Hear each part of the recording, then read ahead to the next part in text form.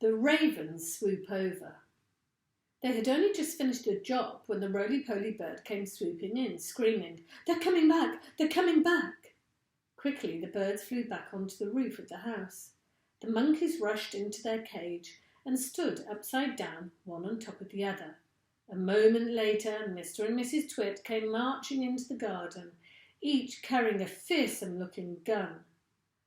"I'm glad to see those monkeys are still upside down," said Mr. Twit. "They're too stupid to do anything else," said Mrs. Twit. "Hey, look at all those cheeky birds still up there on the roof. Let's go inside and load our lovely new guns, and then it'll be bang, bang, bang, and bird pie for supper." Just as Mr. and Mrs. Twit were about to enter the house, 2 black ravens swooped low over their heads. Each bird carried a paintbrush in its claw, and each paintbrush was smeared with sticky glue. As the ravens whizzed over, they brushed a streak of sticky glue onto the tops of Mr. and Mrs. Twit's heads. They did it with the lightest touch, but even so the Twits both felt it. "What was that?" cried Mrs. Twit. "Some beastly bird has dropped his dirty droppings on my head."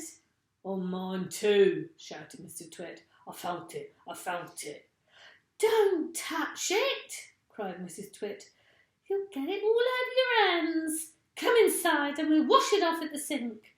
"You filthy, dirty brutes," yelled Mr. Twit. "I'll bet they did it on purpose. Just wait till I've loaded up my gun." Mrs. Twit got the key from under the doormat, where Mugglewump had carefully replaced it, and into the house they went. The Twits had turned upside down. "What's this?" gasped Mr. Twit as they entered the living room. "What's happened?" screamed Mrs. Twit. They stood in the middle of the room, looking up.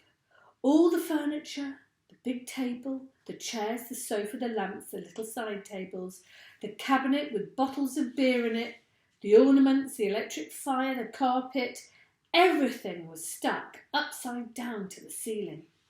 The pictures were upside down on the walls, and the floor they were standing on was absolutely bare.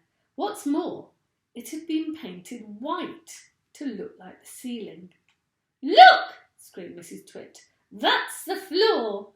The floor's up there. This is the ceiling. We are standing on the ceiling." "We're upside down," gasped Mr. Twit. "We must be upside down. We are standing on the ceiling looking down at the floor."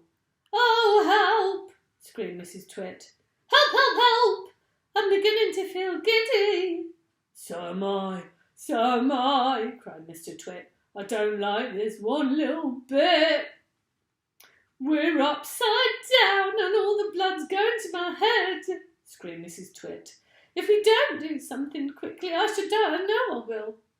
"I've got it," cried Mr. Twit. "I know what we'll do. We'll stand on our heads. Then anyway, we'll be the right way up."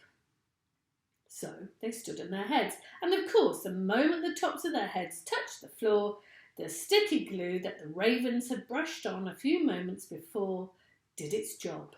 They were stuck. They were pinned down, cemented, glued, fixed to the floorboards. Through a crack in the door, the monkeys watched. They jumped right out of their cage the moment the Twits had gone inside, and the roly-poly bird watched, and all the other birds flew in and out to catch a glimpse of this extraordinary sight.